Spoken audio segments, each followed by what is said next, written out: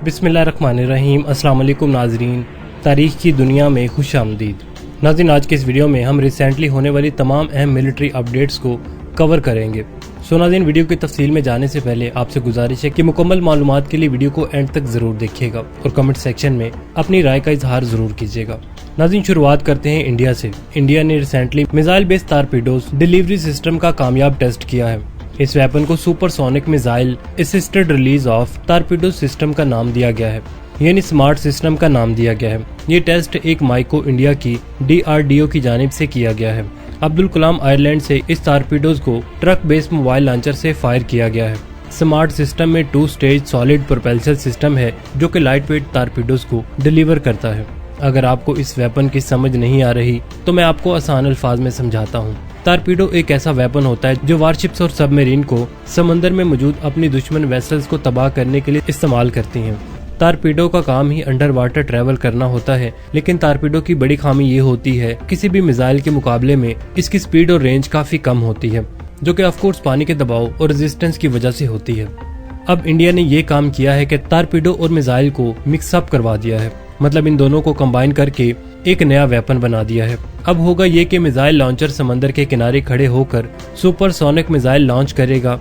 ये supersonic missile अपने साथ एक लाइट वेट टारपीडो भी कैरी किए हुए होगा। फिर ये सुपरसोनिक मिसाइल समंदर में मौजूद अपने टारगेट के नजदीक इस लाइट वेट टारपीडो को डिप्लॉय करेगा। मतलब ये टारपीडो मिसाइल से अलग होकर पैराशूट के जरिए पानी के अंदर आ जाएगी और अपना प्रोपेल्शन सिस्टम ऑन करेगी। इसके साथ साथ अपना गाइडेड सिस्टम भी ऑन करेगी और टारगेट को जाकर तबाह कर देगी।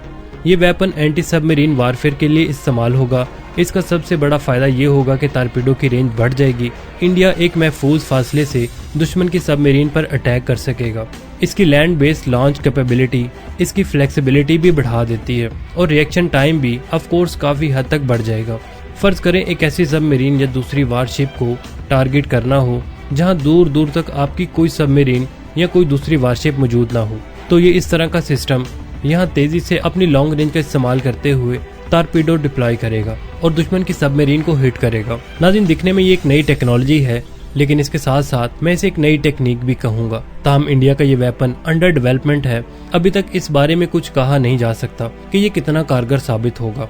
नाज़रीन, अगर आप स्कूल में हैं और हवाई जहाज चलाने के कैरियर के बारे में सोच रहे हैं तो शायद आपको इस ऑप्शन पर दोबारा गौर करना चाहिए, क्योंकि मसनूई जहानत यानी कि आर्टिफिशियल इंटेलिजेंस जल्द ही इंसानों की जगह लेकर त्यारे उड़ाने का काम संभाल लेगी। अमेरिकी फिजाइया से ताल्लुक रखने वाले एक F-16 लड़ाका त्यारे ने उड़ान भरी और इसे किसी इंसान पायलट के बजाय मसनूई जहानत से कंट्रोल किया गया। विस्टा नामी ये त्यारा 550 मील फी घंटा से ज्यादा की रफ्तार से परवाज में मसरूफ था।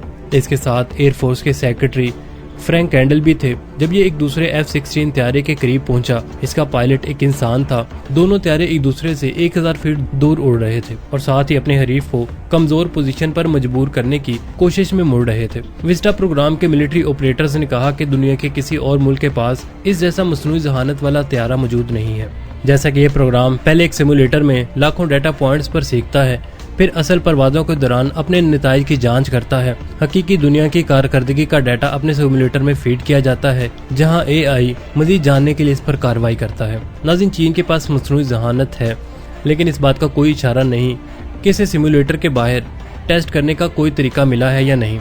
नाज़रीन, विस्टा ने सितंबर 2023 में अपनी पहली AI के जेरे कंट्रोल फिजाई लड़ाई में उड़ान भरी थी और इसके बाद से अब तक ऐसी तकरीबन 2 दर्जन परवाजें हुई हैं। नाज़रीन, अगरचे ये टेक्नोलॉजी पूरी तरह तैयार नहीं हुई, लेकिन अमेरिका 1000 से ज्यादा ऐसे बगैर पायलट के F-16 त्यारे बनाने का इरादा रखता है, जिन्हें नया नाम विस्टा फाइटर जेट दिया गया है।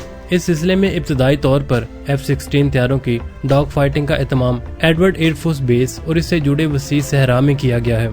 इसी दौरान खुफिया तौर पर नए और जदीद तरीन F-16 त्यारों को मसनूई जहानत के साथ साथ टेस्ट किया जाता रहा है और इसको डील करने वाली अफरादी कुव्वत की तरबियत की जाती रही है।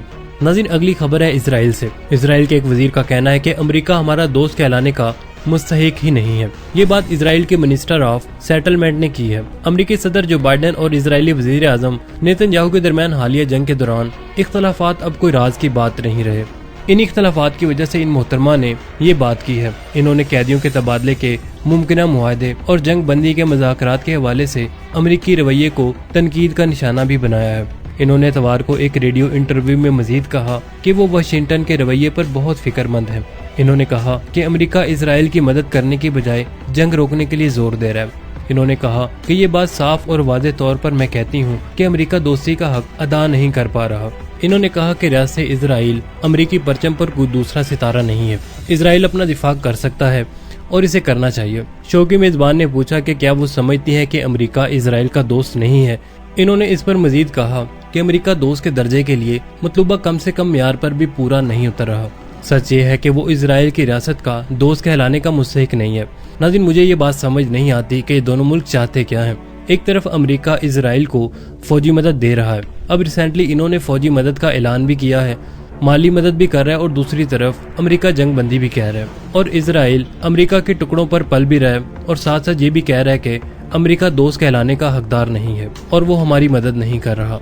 अमेरिका अब करे भी तो क्या करे, अब तक अमेरिका ही तो तुम्हारी मदद करता आया है। अमेरिका का हाथ आप पर ना होता तो अब तक आपको निगल लिया जाता। बाकी नाज़रीन, मेरा मानना है कि अमेरिका के सिस्टम को इन्हीं यहूदियों ने हाईजेक किया हुआ है। इसराइल के पास सबसे ज्यादा यहूदी अमेरिका में ही रहते हैं और इस तादाद में थोड़ा सा ही फर्क है। इसराइल में 7 मिलियन और अमेरिका में 6 मिलियन यहूदी रहते हैं। सबसे अमीर तबका यहूदी है और जो बाइडेन की पार्टी और कैबिनेट में भी काफी यहूदी मौजूद हैं जो अपना असर रखते भी हैं। इसी तरह कांग्रेस में भी काफी यहूदी मौजूद हैं। तो नाज़रीन, ये पसे पर्दा क्या कुछ प्लानिंग कर रहे हैं, आप और मैं इस चीज से वाकिफ नहीं होते। नाज़रीन, अफगानिस्तान ने भी एक नई चुरली छोड़ी है। तालिबान के नायब वजीर खारजा मुर्तकी ने दावा किया है कि अफगानिस्तान के 3 हमसाय ममालिक दाइश के हाथ मजबूत कर रहे हैं। इनमें से एक दाइश को अफरादी कुव्वत दे रहा है, यानी दाइश को बंदे प्रोवाइड कर रहा है, दूसरा दाइश को तरबियत फराहम कर रहा है और तीसरा रसद फराहम कर रहा है। अब इन्होंने बाज़ाब्ता तौर पर किसी मुल्क का नाम तो नहीं लिया, लेकिन अफगान मीडिया ने दावा किया है कि ये मुल्क ताजिकिस्तान, पाकिस्तान और ईरान है। अफगानिस्तान के आसपास के ममालिक मिसाइल छोड़ रहे हैं और तजर्बे कर रहे हैं और अफगानिस्तान हर आए दिन नई चुरली छोड़ रहा होता है। मुत्तकी का कहना है कि अफगानिस्तान में जो दाइश हमले हो रहे हैं, इन सब की प्लानिंग मुल्क से बाहर हो रही है। इस हवाले से दावा किया गया है कि मुत्तकी ने ताजिकिस्तान पर दाइश को अफरादी कुव्वत फराहम करने, पाकिस्तान पर तरबियत फराहम करने और ईरान पर लॉजिस्टिक मदद फराहम करने का इल्जाम लगाया है।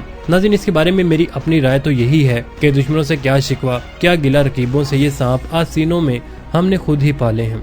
और ये बात मैं सिर्फ इस बयान के हवाले से नहीं कह रहा, बल्कि इस हवाले से कह रहा हूँ कि जब से तालिबान हुकूमत कायम हुई है, पाकिस्तान में दहशतगर्द हमले बढ़े हैं, जबकि हम एक्सपेक्ट कर रहे थे कि इस साइड से हमें सुकून मिलेगा।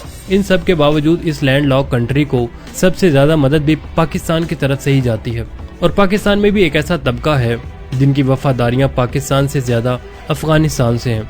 ये तबका आपको हर आए दिन अफगानिस्तान की तरक्की, अफगानिस्तान में अमन और तालिबानों को इस्लाम का सही ठेकेदार बताते हुए नजर आएंगे। खैर नाज़रीन, इस हवाले से अगर टॉपिक को मजीद छेड़ा तो वीडियो मजीद लंबी होती जाएगी। इस हवाले से आपकी क्या राय है, आप हमें कमेंट सेक्शन में जरूर बताइएगा।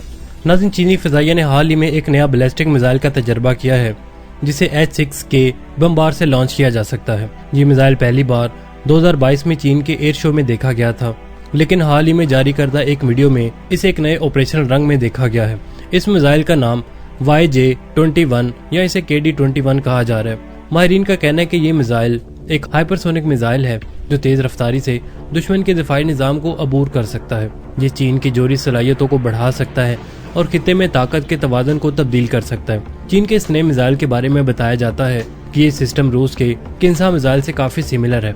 बाकी इस बारे में ऑफिशियली ज़्यादा कुछ रिवील नहीं किया गया, लेकिन इस मिसाइल के बारे में एक्सपर्ट्स का कहना है कि इसकी स्पीड 6 से 10 माक तक है और इसकी रेंज ज़्यादा से ज़्यादा 1500 किलोमीटर तक होगी। तो नाज़रीन, अब तक के लिए सिर्फ इतना ही। उम्मीद है आपको हमारी आज की वीडियो पसंद आई होगी। नाज़रीन, आप इस नई टेक्नोलॉजी के बारे में क्या राय रखते हैं, कमेंट सेक्शन में हमें ज़रूर बताइएगा। इसके साथ ही आमिर सोहेल को इजाज़त दीजिए। मिलते हैं एक नई इन्फॉर्मेटिव वीडियो के साथ। अल्लाह निगहबान।